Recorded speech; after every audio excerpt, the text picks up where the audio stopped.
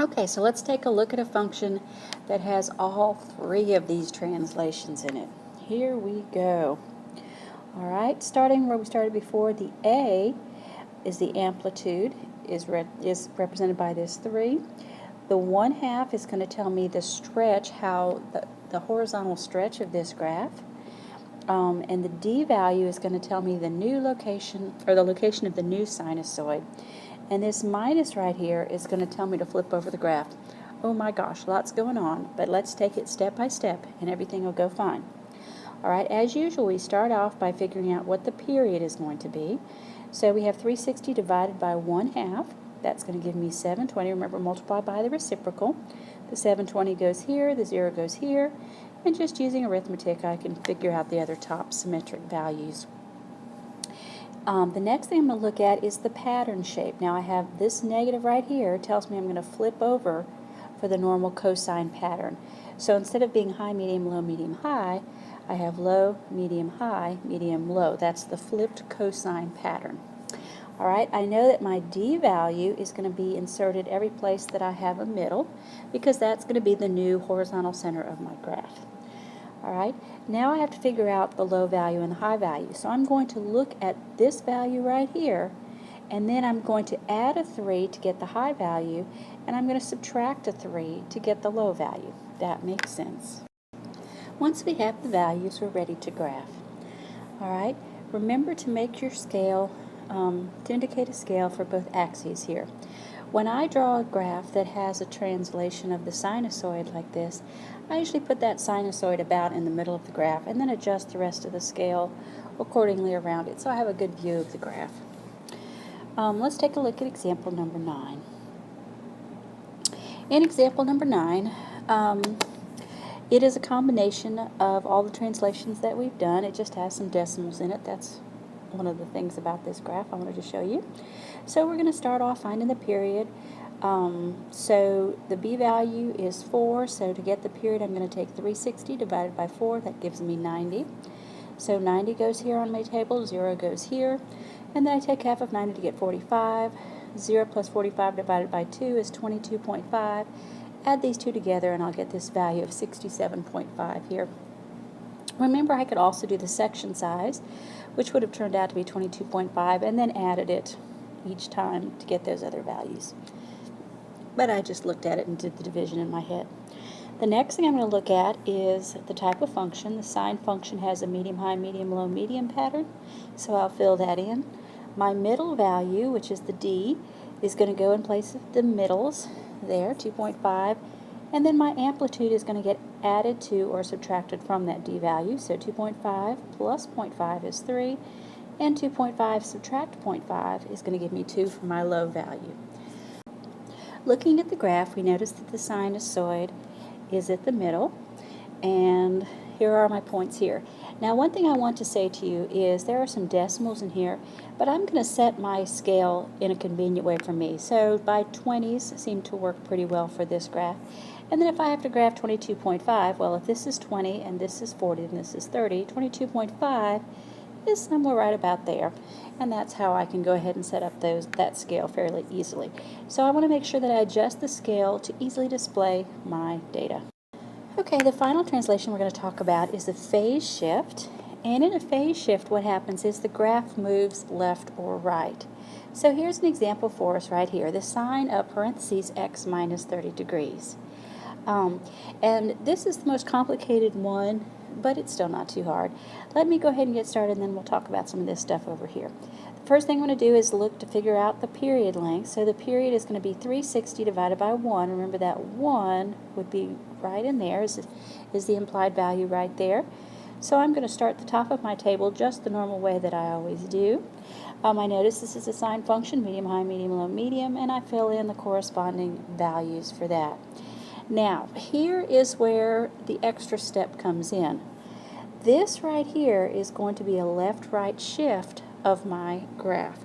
So the plan is I'm going to take this quantity right in here in the parentheses, and I'm going to set it equal to 0, and then I'm going to solve for x. All right, and what that's going to tell me, I got x is equal to 30, is that I'm going to adjust each x value by this amount. 0 becomes 30, 90 becomes 120, and so on. We will need room to add an additional line at the top of our tracks when we have this kind of translation. In the following examples, you're going to see what these two comments mean. Some equations require rewriting. This one doesn't, but I'll show you one in a minute that does. And some require us to do a little work to get common denominators. Once again, you'll see an example of that in a minute. But finally, every time we do a translation that has this C component in it, then we're going to have to let x minus c equal to 0. On the graph, we see that our primary sine function is graphed in gray, and our translated function shifts the entire graph to the right by 30 degrees. In example 11, we are going to put all four together. Oh my goodness. All right, so as usual, what we're going to do is we're going to start looking at what the period tells us. So we have 360 divided by 12. Remember, that's the b value. And when I do that, I get 30. Now, of course, that means that I'm going to get a 30 right here.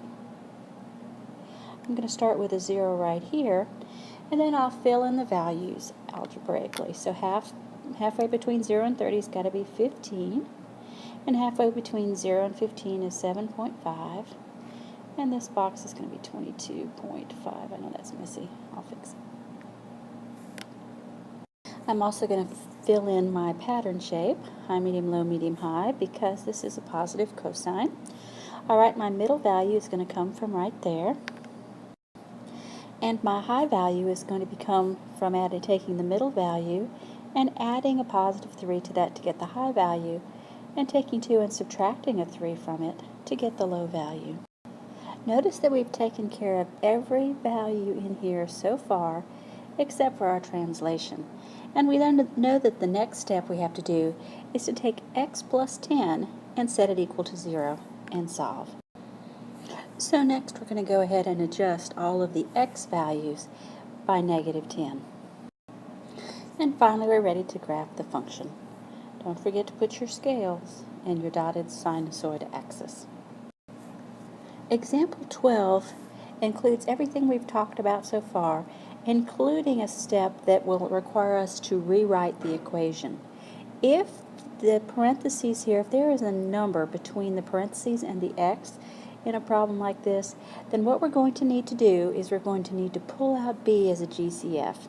So our very first step to this equation is to go ahead and rewrite the equation first if needed. Also, I'm going to give you all the steps to graph any translatable function as we go through this problem. So the very first step is to see if you have to rewrite the problem. In this case, you do. When I pull that 6 out front, then I'm going to divide each of these terms by 6, so that's going to leave me x minus 20 degrees in the parentheses. All right, remember that pulling out a GCF, which is greatest common factor, is just like doing the reverse distribution property. So if I wanted to check this to make sure I did it right, I would say, okay, so 6 times x should give me 6x, and 6 times 20 should give me 120. So I condensed this problem. I pulled out the GCF correctly. Now, once it's in this form, it looks very similar to the problem we just did, and we know all the steps that we're going to go through. The very first thing we're going to do is we're going to figure out the period. Well, we're going to take 360 divided by 6. That's going to give me 60. The section size, if I need it, is 15, and that fills out the top row. The next thing I'm going to look at is the function pattern. This is a positive sign, so that's going to go medium, high, medium, low, medium. The middle value is -4, so that's going to go in these places right here.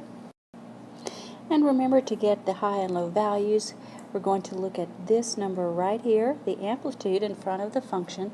Since this is an implied 1 right here, to get the high value, I'll take the middle value plus that amplitude, and then the middle value minus that amplitude to get this row right here.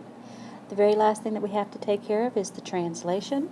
Remember, I'm going to set x minus 20 equal to 0, so that means that I'm going to be adding 20 to each of these x values on the top, which will look like this. We just did 5, and then the last step would be to graph this. We're going to skip the graph on this one. I think you have a pretty good idea now. But let's take a look at the final example, which is number 13. The process is no different in radians. The arithmetic is just a little bit harder. All right, so we start off with a function. This is one that needs to be rewritten. I can tell that because there's a number inside the parentheses right here. So I'm going to pull that 4 out as a GCF, and remember to get the inside part of the parentheses after I've pulled out the GCF. I divide this by the 4 I've pulled out, and I divide this by the 4 I've pulled out. So my resulting inside the bracket part looks like this. Remember, I can always check this by distributing to make sure that I get back the original version that I started with. So in step 1 we did the rewrite. In step 2 we found the period. Now because we're in radians, our numerator has to be 2 pi divided by 4, and we're going to reduce that to pi over 2. And our section size is going to be pi over 2 times 1/4, which will give me pi over 8. In the chart I start with 0, and then I go to pi over 8, 1 pi over 8, 2 pi over 8, 3 pi over 8, 4 pi over 8. Now of course that should match up with what I got right here. And it does, because those are the same value, just written a slightly different way. I'm going to look to see my pattern shape. Now I have a negative sign, so remember that means it's going to be medium, middle, low, middle, high, middle. And once again, that's because of the negative out front there. Next, I need to fill in the bottom row. First, I need to figure out what my m values are. Take a look and see if you know what they are. Alright, in this case, this problem does not have something added or subtracted to this. All of this is attached to the sign. So what that means is that my middle value is 0. My low values is going to be -4, and my high value is going to be 4, based on that number right there. Okay, then I'm going to take what's inside the parentheses, set it equal to 0, and solve. Add 3 pi over 4 to both sides. Now, here's where you have to do the fraction conversions. Do you see how all of the values on the top row are in terms of 8ths? But the thing that I have to add here is all in terms of a denominator of 4. So what I'm going to do is get this in terms of a common denominator so that I can easily add it to my values up here. So, to each of these values, I'm going to add 6 pi over 8, and it's going to look like this. And my graph will look like this. This little squiggle line represents a space along this axis. Notice that these increments are even, but I've just put this little squiggle in here so that I didn't have to make my lines super duper long. Don't forget your scales when you do these. This is the translation formula that covers every type of translation we will be doing with our trig functions. Learn what each of these numbers does in this problem, and you will be a trig graphing master.